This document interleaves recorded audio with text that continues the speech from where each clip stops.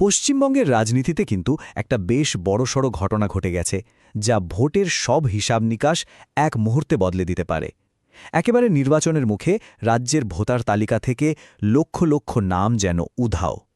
তো চলুন আজ এই ব্যাপারটাই একটু তলিয়ে দেখা যাক। একবার সংখ্যাটার দিকে তাকানো যাক। প্রায় ৬৪ লক্ষ।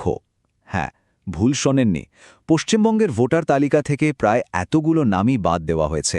মানে ভাবা যায়, এটা কিন্তু এমন একটা সংখ্যা যা রাজ্যের ভোটের পুরো মানচিত্রটাই বদলে দেওয়ার জন্য যথেষ্ট। তো স্বাভাবিকভাবেই মনে প্রশ্ন আসে যে এত লক্ষ লক্ষ ভোটারের নাম গেলটা কোথায়? এটা কি নিছকেই একটা রুটিন প্রশাসনিক কাজ, নাকি এর পেছনে অন্য কোনো রাজনৈতিক সমীকরণও কাজ করছে? চলুন এই জটটাই ছাড়ানোর চেষ্টা করা যাক। আজকে আমরা মূলত দুটো দিক দেখব। প্রথমত, এই যে এত বড় একটা সংখ্যা, এর আসল রহস্যটা কি সেটা বোঝার চেষ্টা করব। আর দ্বিতীয়ত, এই ঘটনাটাকে ঘিরে রাজনৈতিক দলগুলোই বা কি চাল দিচ্ছে সেটাও দেখে নেব। তো আর দেরি না করে আসুন শুরু করা যাক। আচ্ছা, তাহলে প্রথমেই আসা যাক এই চমকে দেওয়া সংখ্যাটার ব্যাপারে। কিভাবে, কোন পদ্ধতিতে এতগুলো নাম ভোটার তালিকা থেকে বাদ পড়ল? এর পেছনের পুরো প্রশাসনিক প্রক্রিয়াটা কিন্তু বোঝাটা খুব দরকার। তো চলুন এবার একটু ধাপে ধাপে দেখি এই বিরাট সংখ্যাটা আখির তৈরি হলো কি করে। কারণ এটা তো আর একদিনে হয়নি, তাই না? এর পেছনে একটা বেশ লম্বা প্রক্রিয়া আছে। প্রক্রিয়াটা একটু ভালো করে লক্ষ্য করা যাক। দেখুন, প্রথমে রাজ্যে মোট ভোটার ছিলেন প্রায় 7,66,00,000। সেখান থেকে যখন খসড়া তালিকা বেরোল, তখন এক ধাক্কায় প্রায় 58 লক্ষ নাম বাদ দিয়ে দেওয়া হয়। কারণ কি দেখানো হলো? মৃত্যু, ঠিকানা বদল বা একই নাম একাধিকবার থাকা। কিন্তু গল্পটা এখানে শেষ নয়। এরপর প্রায় 1.5 কোটি ভোটারকে শুনানির জন্য নোটিশ পাঠানো হয়। আর এই সব কিছুর শেষে চূড়ান্তভাবে যে নামগুলো বাদ পড়ল, সে সংখ্যাটা গিয়ে দাঁড়ালো প্রায় 64,81,000-এ। এই যে প্রায় 6.65 লক্ষ নাম, এটা এলো কোথা থেকে? এর একটা ব্রেকডাউন দেখলে ব্যাপারটা আরও পরিষ্কার হবে। দেখুন, খসড়া তালিকা থেকেই বাদ গিয়েছিল প্রায় 58,20,000 নাম।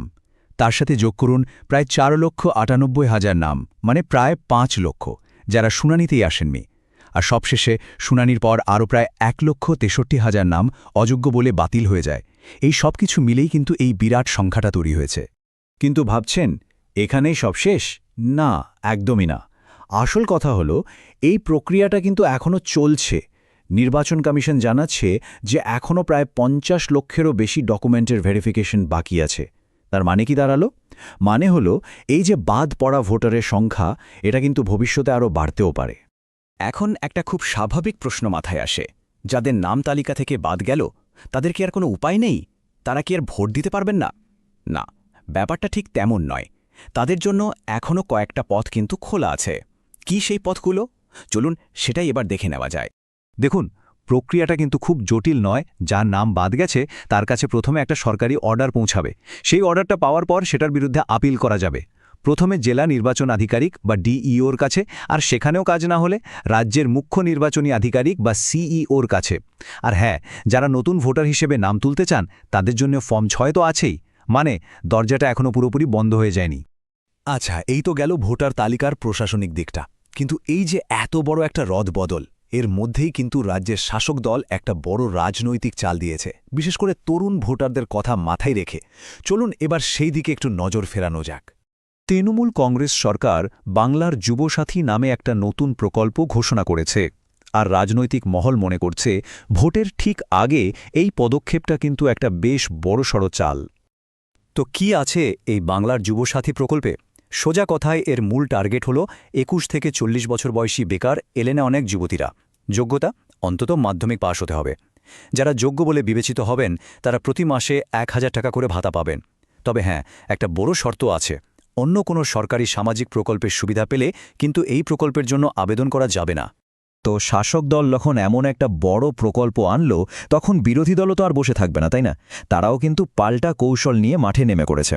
ফলে রাজ্যে এখন প্রকল্প ঘিরে একটা নতুন লড়াই বেশ জমে উঠেছে। আর দুই দলের কৌশলটা কিন্তু একেবারে 180 ডিগ্রি আলাদা।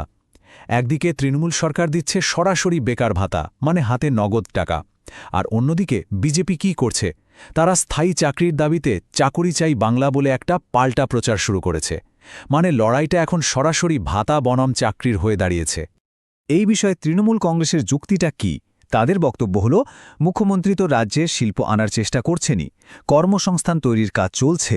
যুবসাথী প্রকল্পটা হলো তাদের জন্য একটা সাময়িক সাপোর্ট, যাদের চাকরির জন্য এখনও একটু অপেক্ষা করতে হচ্ছে।